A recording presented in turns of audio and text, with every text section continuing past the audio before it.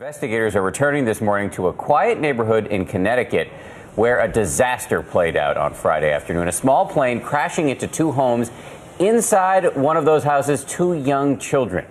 ABC's Lindsay Janis is on the scene in East Haven, Connecticut. Lindsay, good morning. Good morning, Dan. The people of this small community that sits right alongside a runway say this is one of their worst fears come true.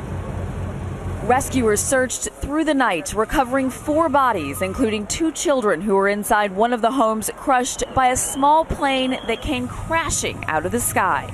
Children in the house. One of its wings slicing through an upstairs bedroom where neighbors say a 1-year-old and a 13-year-old may have been. We seen it hit, and one wing went through one house. The wing on the left side of the plane had landed through the bedroom where the 2 children were. Within seconds of the crash, their mother could be heard screaming on the front lawn. She said, "My 2 children are in the house." Asked where they were. She said upstairs, and went upstairs and flipped over the beds and then flipped over a crib and looked in the closet and couldn't find anybody. Neighbors say it's a nightmare come true. I was always afraid of planes, about planes coming in. It's going to crash someday. Overnight, the pilot's been identified as Bill Henningsgaard, visiting colleges with his 17-year-old son, Max.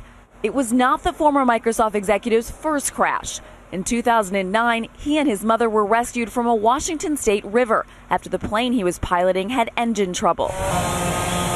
What caused his plane to crash on Friday, roughly a mile before the runway, remains a mystery. Just 2 minutes before the crash, Henningsgaard told air traffic controllers that despite the weather, he had the runway in sight. You can be able to maintain visual contact with the airport. Using visual contact. Okay. Moments later, the cockpit of his twin-engine plane was in flames, having pierced 2 floors of this home and into its basement.